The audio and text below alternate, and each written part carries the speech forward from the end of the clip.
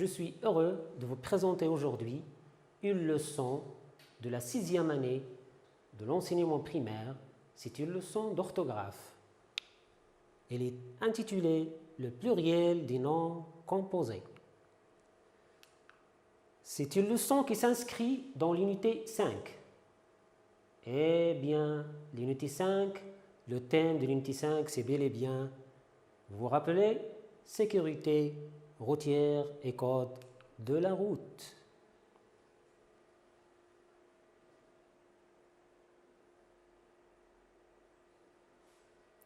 Oui, donc la leçon, c'est le pluriel du nom composé. Objectif de notre leçon, premier objectif, identifier des noms composés. Le deuxième objectif, écrire correctement des noms composés au pluriel. Allons-y pour la première séance. Vous êtes prêts? Observons et réfléchissons et découvrons ensemble. Nous allons observer les phrases. Je vais lire les phrases et vous allez suivre avec moi. Vous allez suivre avec moi. La phrase A. Il faut être très prudent au rond-point. La phrase B. Dans les centres-villes, la circulation est plus dense. La phrase C. Il commence à pleuvoir. Papa, allume les essuie-glaces, demande Mamadou à son père. La phrase D. Pour obtenir un permis de conduire, nous devons apprendre le code de la route et acquérir des savoir-faire. Je vous laisse lire les phrases.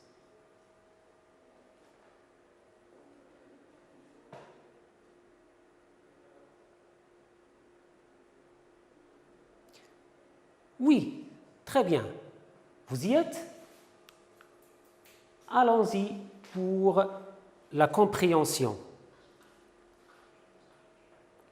Je lis et je comprends.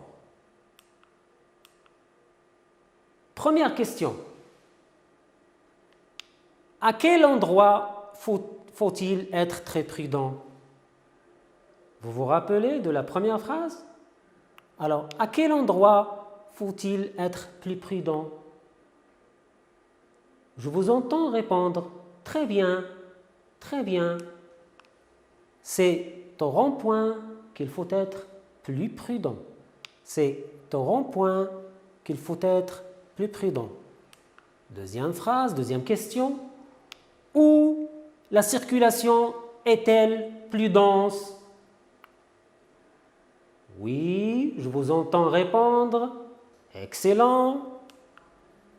La circulation est plus dense dans les centres-villes. Dans les centres-villes. Troisième question. Mamadou demande à son père d'allumer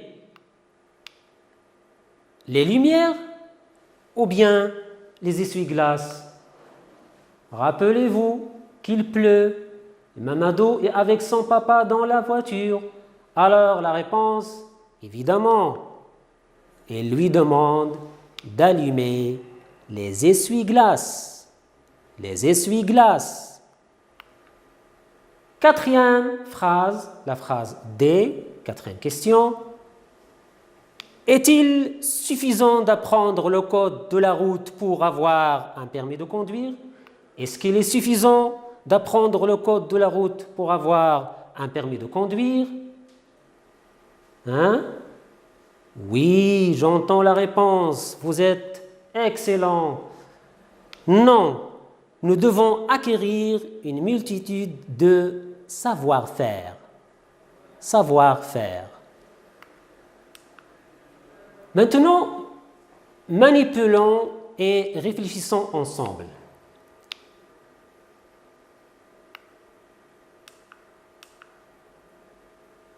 Première question. Quels sont les mots qui nous ont permis de répondre? Vous vous souvenez des mots qui sont écrits en rouge? Oui, je vois bien. Très bien. Voilà les mots qui nous ont permis de répondre. Voilà nos zéros. Hein? Voilà nos mots vedettes aujourd'hui. Excellent. Donc, je vais lire les mots des ronds-points, B, des centres-villes, C, des essuie-glaces et D, des savoir-faire. D'accord? Regardez bien ces mots. De combien de mots sont-ils formés? Regardez bien. Rond-point, centre-ville, essuie-glace, savoir-faire. Combien de mots sont-ils formés? D'accord? Très bien. Ils sont formés de 2 mots. Vous voyez bien qu'il y a 2 mots dans chaque mot. D'accord? Pour l'exemple A, nous avons rond-point. Le premier mot, c'est rond. Deuxième mot, point. Donc 2 mots. Pour l'exemple B, centre-ville, c'est très simple. Oui, vous avez bien répondu. C'est centre.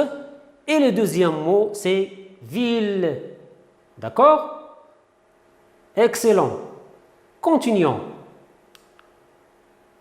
Pour l'exemple C, c'est ça. Je vous en tous répondre. Excellent. Essuie. Voilà. Et le deuxième mot, c'est quoi? C'est glace. Quatrième exemple. Regardez bien. Savoir-faire. Donc, le premier mot, c'est savoir. Et le deuxième, c'est bel et bien faire. Très bien. Deuxième question. Comment appelle-t-on ces mots? Comment appelle-t-on ces mots? Regardez bien, ces mots se composent, chaque mot se compose de 2, se compose. Hein, ça vous dit quelque chose? Très bien, je vous entends tous répondre. Ce sont des noms composés. Des noms composés. Des noms composés. Pourquoi? Parce qu'ils se composent ici de 2 mots. On va voir qu'ils peuvent se composer de 3. Donc, regardez bien, ils se composent donc ce sont des noms composés. Excellent. Par quoi ces mots sont-ils unis? Regardez bien, ici, nous avons 2 mots. Ils sont unis par quoi? C'est quoi ça? Et ici, et dans la phrase D, ils sont unis par un trait d'union. Un trait d'union. Voilà un trait d'union. D'accord? Ils sont unis par un trait d'union. Sinon, sont-ils au singulier ou bien au pluriel? Hein? Regardez bien. Qu'est-ce que c'est? C'est un article indéfini. Ça se termine par oui, c'est ça. Ils sont au pluriel. Excellent, mes chers apprenants. C'est bien. Donc, ils sont au pluriel. Maintenant, on va voir comment on forme ces mots au pluriel. D'accord? Quelle est la nature des mots qui forment chaque nom? Nous allons voir chaque nom de ces 4. Quelle est la nature? Je vous rappelle que la nature, c'est verbe, nom, adjectif, adverbe, etc. D'accord? Rond-point, il se compose. Rond, c'est un adjectif. Très bien. Point, c'est un nom. Un point, des points. Le deuxième nom, centre-ville. Centre, la nature de centre, c'est un nom. Regardez bien. Un centre, des centres. Ville, c'est bel et bien un nom. On dit une ville, des villes. Essuie-glace. Maintenant, regardez essuie. Ça se termine par un E. Ça vous rappelle quelque chose? Le verbe essuyer, donc c'est un verbe. Et glace, c'est un nom. Pour la phrase D, savoir-faire, les terminaisons bien sûr, war et er, ce sont deux verbes. Très bien. Passons maintenant à autre chose. D'accord? Nous allons classer ces mots, nous allons les classer dans le tableau suivant. Première colonne, le nom composé au singulier. Deuxième colonne, le nom composé au pluriel. Et la troisième, nous allons voir la marque du pluriel et l'accord. Oui, rond-point. Nous avons dit que c'est un adjectif plus un nom. Au pluriel, regardez bien, rond prend un S et point prend un S. Alors, les deux mots prennent la marque du pluriel. C'est bien. Pour le deuxième nom composé, vous avez centre et ville. Centre, c'est un nom. Ville, c'est un nom. Voilà, au pluriel, comme nous avons vu, centre prend un S et ville prend un S. Donc, les deux mots prennent la marque du pluriel. Regardez ici, essuie, glace, pour le troisième mot. Vous avez un verbe, essuie, essuyer, et glace, un nom. D'accord? Au pluriel, regardez, cela change. Nous n'avons pas ici S. Attention, donc parce que c'est un verbe. Donc glace prend un S. Donc ici, c'est le deuxième mot seulement qui prend un S. Pour savoir-faire, il s'agit de deux verbes.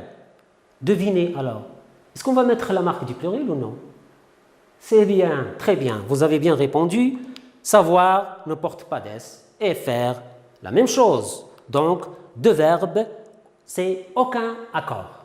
D'accord? Alors, regardez bien maintenant. La règle que nous allons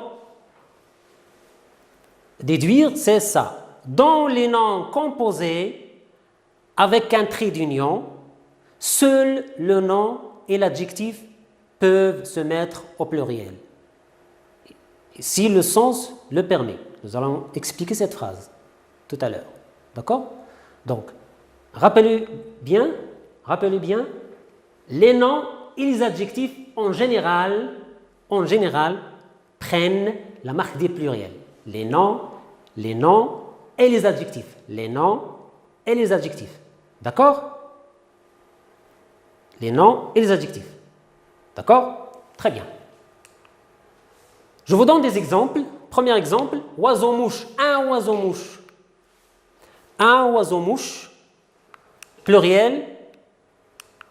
Des oiseaux-mouches. Pourquoi? Parce que ce sont deux noms. Oiseau, c'est un nom. Et mouche, c'est un nom. D'accord? Donc, ils prennent tous les deux la marque du pluriel. Ici, la marque du pluriel, c'est X, parce que il se termine par E-A-U, et ici, c'est S. Donc, deux noms, on met l'accord pour les deux mots. Un rouge-gorge. Un rouge-gorge, c'est un oiseau. Alors, qu'est-ce qu'on va mettre? Est-ce qu'on va mettre l'accord? Donc, rouge, c'est un adjectif. C'est bien. Gorge, c'est un nom. La gorge. La gorge. D'accord? Donc, des rouges-gorges. Les deux mots prennent la marque du pluriel parce qu'il s'agit d'un adjectif et d'un nom. Et on a dit que les adjectifs et les noms s'accordent. D'accord? On passe. Un coffre fort. Un coffre fort. Un coffre, des coffres. Donc, c'est un nom. Un coffre. Fort, c'est un... Oui, je vous entends. Vous êtes fort. Vous allez répondre. Eh bien, vous êtes forte aussi. Donc, c'est un adjectif. Très bien. Donc, des coffres forts. Les deux prennent la marque du pluriel. Donc, pour les noms composés pour les adjectifs et les noms, ça s'accorde.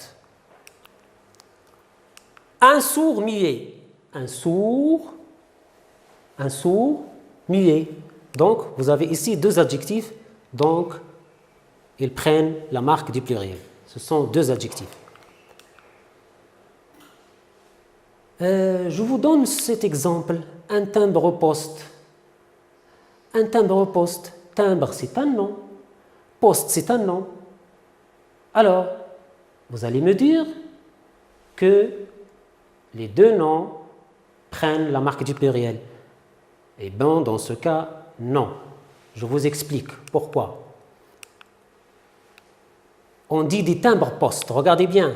Des timbres prend la marque du pluriel, mais poste, non. Poste ne prend pas la marque du pluriel. Je vous dis pourquoi. Parce que nous avons beaucoup de timbres, multitude de timbres, mais pour le service de la poste. Une seule poste qu'on a au Maroc. Des timbres et une seule poste. Le service de la poste. Et ici, on a une préposition sous-entendue qu'on n'entend pas. Des timbres de poste. Des timbres de poste. Faites attention.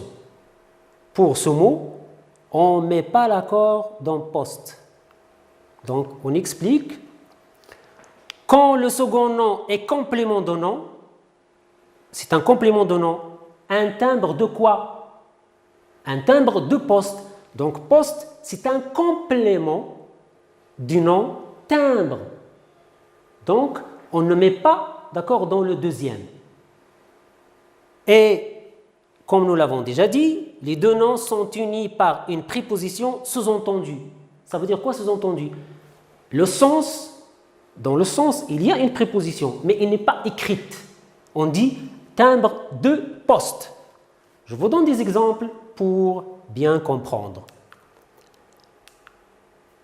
Une pause café, au pluriel.